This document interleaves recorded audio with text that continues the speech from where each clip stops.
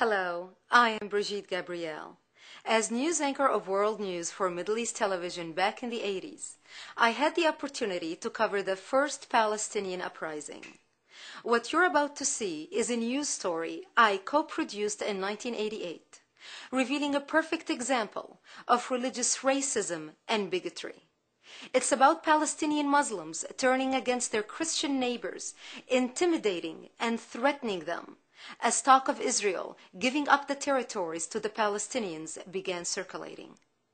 While watching the story, notice how prophetic the views and opinions expressed back then have become today.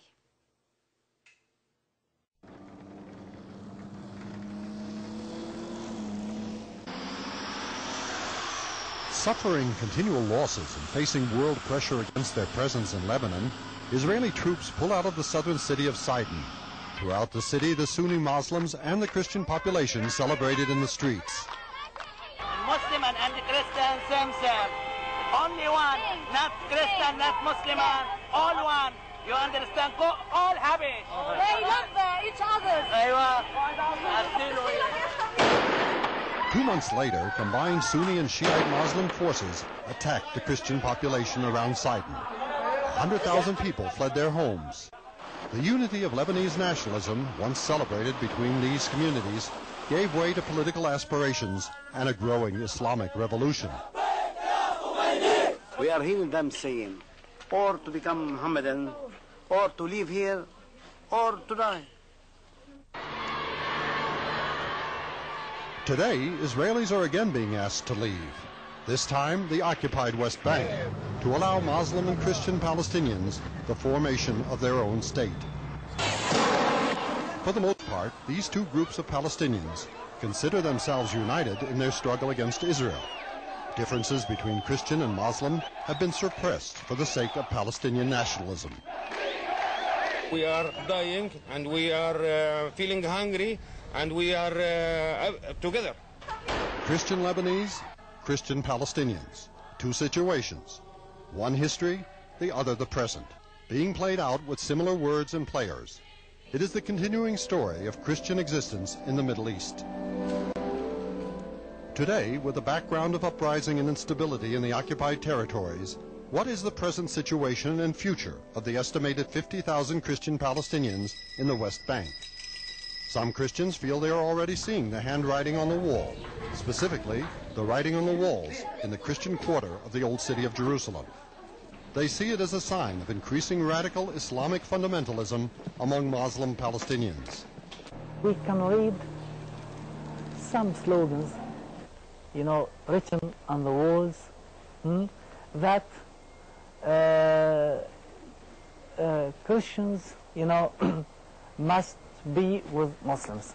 That Christians, the only solution, actual solution is to be Muslim. If those slogans are written on walls of churches, they are surely addressed to Christians and to the Christian community. This Orthodox church, north of Jerusalem, was inscribed, "Yes for Islam, no for Christians." Orthodox church officials met with Muslim leaders to discuss the meaning of the inscriptions appearing in public. And they said, they are ignorant. We don't believe in those groups. They are not expressing what we believe and what we understand, and how do we understand the coexistence of the Christian and Muslim presence. Some Christians find no evidence of problems arising between the two religions. I cannot remember of any incident that the Muslims have done any harm to any of the Christians in the Bethlehem, Jerusalem area where most of the Christian Arabs live. Others see the present situation in the occupied territories as an opportune time to minister the gospel to the Arab world. This occupation has given us as Christians or evangelicals to preach the gospel of Jesus Christ in a greater freedom that we cannot enjoy in other Arab Islamic countries. Yet some see the situation turning against the Christian community. They sense a move towards radical Islamic fundamentalism among Muslim Palestinians. They fear recognition could bring them trouble. They are looking for the day Israel to leave this place, and then they will take over and do what they wish. In other words, turn the whole country into Islamic Republic. Supporting this idea throughout the West Bank and Gaza is an expression used by radical Muslims that may shed light on their intentions. They are saying, after Saturday comes Sunday, which is a hint or indication to the Christians that after certain radical Islamic movements have been dealing with the Jews, then the next on the list are the Christians. Some Christians are getting the message directly.